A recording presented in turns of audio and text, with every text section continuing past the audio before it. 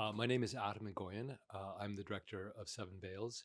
And Seven Veils is about a theater director played by Amanda Seyfried, who is basically remounting a production of Salome. Salome is an opera based on a play by Oscar Wilde. And in essence, the story is about this princess who wants to kiss the head of John the Baptist, and John the Baptist ignores her. And she asks for him to be beheaded so she can finally kiss the lips of the severed head. So it's one of the most famous scenes in opera. It's like Salome kissing the beheaded John the Baptist. So what happens in the film is that Amanda, while remounting this, just begins to have something of a psychic break. She begins to project herself into Salome. And the reason is that she, as a young woman, she was observing her mentor staging this opera. That person, who is not seen in the film, his name is Charles, and we begin to understand, took stories from Amanda's childhood and presented them through the opera. So in remounting it, she begins to go back to her childhood.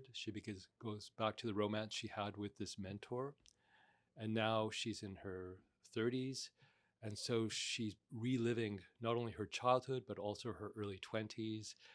And it begins to kind of blur the lines between her real life. She's married, she's away from her family, she falls in love with one of the singers on the opera. So there's basically all of these men that are in her life, and she's trying to understand who she is in the midst of all of these people. My job is to have antenna, and I sort of think those are the themes we're dealing with right now. I was very aware this is an opera I actually directed uh, in 1996 originally, but there's a whole line of men who interpret this extraordinarily complex woman, Salome. She comes to us from the Bible. In the 19th century, there are all these famous artists from Flaubert to Huysmans to Oscar Wilde who are then interpreting her story. Then Richard Strauss writes an opera interpreting her story.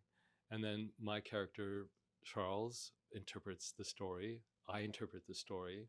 So when I was asked to remount it, I just thought, well, wouldn't it be interesting to have a woman come and tell the story? And then that character, her name is Janine, she began to develop. And I then had a really great relationship working with Amanda on Chloe. And I just began, and that was 15 years ago. And I just thought it would be interesting to kind of have Amanda play this role and investigate what it means to now take this story back. She's told of her relationship to her father, to the mythical Charles figure, much like I think I was drawing on the story of a woman that I knew very well, her relationship to her father and my interpretation of the Salome. So it's a very personal film. I'm really reflecting on uh, like this feeling of, am I the right person to remount this opera? Was I the right person to remount this in 2023? Of course, I needed to because it was my production, but I really had a fantasy that someone like Janine could take it over. So I wrote her as a character. Okay, so what happens in an opera is that the director takes a bow on the opening night, but the subsequent performers, the performances, the director is not there. So as we were in pre-production for the film, I went to one of the other performances of the opera that was on stage, and I realized, oh, this is interesting. The conductor takes a bow, but not the director. So I shot that footage, and then I actually changed the script so that Janine, who is doing the remount, decides not to take a bow. So we have this image of her not on stage, but actually shooting what I was shooting. It's so great when you get to write and direct and produce because you can make those decisions and you don't need approval. You could just do it. And then if it works in the film, as it does, I think you get to keep it, right? Yes, he, he assaults her. And she has to make a decision of what to do with that. So she takes the footage to the opera company, expecting that they will support her, and they take a curious stance, uh, which happens unfortunately in arts organizations and many organizations where they just it's terribly inconvenient because it's happening right before opening night. So she creates her own form of restorative justice, which has its own issues, I suppose. It's complex, right? I don't want to give it away, but I think it ends up, he does get smacked down, but not necessarily in the way that one would think as you're watching the film. And I wanted to explore that, I think, because there is, we somehow think that we've moved past that time, but we haven't. It's with us always, right?